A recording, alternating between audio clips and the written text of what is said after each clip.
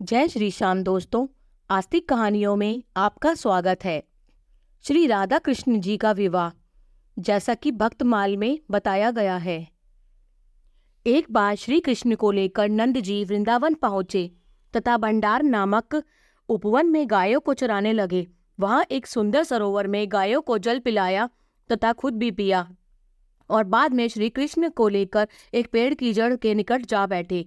तभी श्री कृष्ण ने आकाश में बादल करा दिए। वन में अंधेरा छा गया। वर्षा और हवा जोर से चलने लगी। जोरों की गर्जना हुई। मूसलाधार पानी बरसने लगा तथा पेड़ भी कांपने लगे।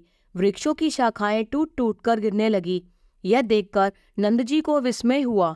वे विचारने लगे कि गाय और बछड़ों को त्याग कर अपने घर किस प्रकार पहुंचूं।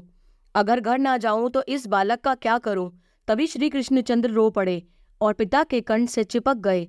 उसी समय श्री कृष्ण के पास श्री राधा जी आई। वे अत्यंत मनोहर आकृति वाली थी। उनका आनंद शरद काल की पूर्णिमा के चंद्र की शोभा को भी फीका कर रहा था।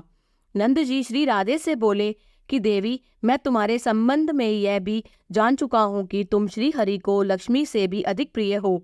अतः तुम अपने इन प्राणनाथ श्री कृष्ण को पाओ और जहाँ चाहो इनको ले जाओ।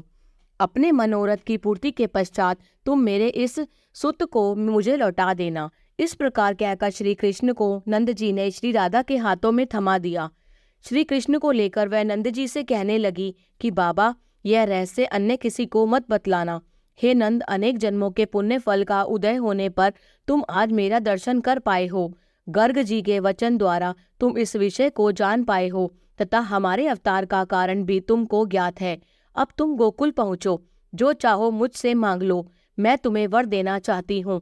नंद बोले कि श्री कृष्ण सहित तुम अपने चरणों की भक्ति मुझे प्रदान करो। राधे जी बोली कि तुमको हमारी भक्ति प्राप्त हो। अंत में मान रूप त्याग कर तुम दोनों पति पत्नी गोलोक गमन करोगे।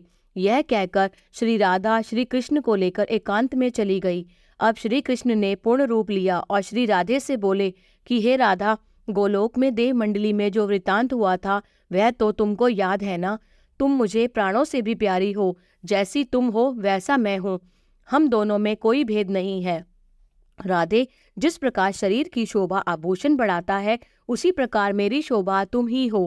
प्रिय, तुम्हारे मनोरथ पूर्ण करने का समय अब आ गया है। तब श्री कृष्ण के सम्मुख ब्रह्मा जी आ गए। उनके हाथों में माला थी। पास जाकर उन्होंने श्री कृष्ण को प्रणाम किया। इसके बाद श्री राधा जी के निकट पहुँचे तथा उनके चरण कमल में माथा रखकर उन्होंने श्री राधा को प्रणाम किया। ब्रह्मा जी ने श्री राधा और श्री कृष्ण के मध्य अग्नि जलाई। फिर ब्रह्मा जी ने अग्नि में आहुति प्रदान की। फिर ब्रह्मा जी ने श्री राधा का हाथ श्री कृष्ण के हाथ में दिलाया, मंत्र पढ़े और राधा जी से परिजात पुष्पों की माला श्री कृष्ण के गले में डलवाई और श्री कृष्ण से राधा जी के गले में। श्री राधा कृष्ण विवाह ब्रह्मा जी द्वारा संपन्न हुआ। श्री कृष्ण फिर बालक बन गए और श्री राधे ने श्री कृष्ण को यशोदा जी के पास जाकर कहा, आपके स्वामी ने यह बालक तुम्हें सौंपने को दिया है। यशोदा ने श्री कृष्ण को राधा जी से लेकर गोद में बिठा लिया। आज भी वह जगह मथुरा में भांडीर वन के नाम से जानी जाती है, जहाँ पर राधा श्री कृष्ण जी का विवाह हुआ था। जय श्री श्याम।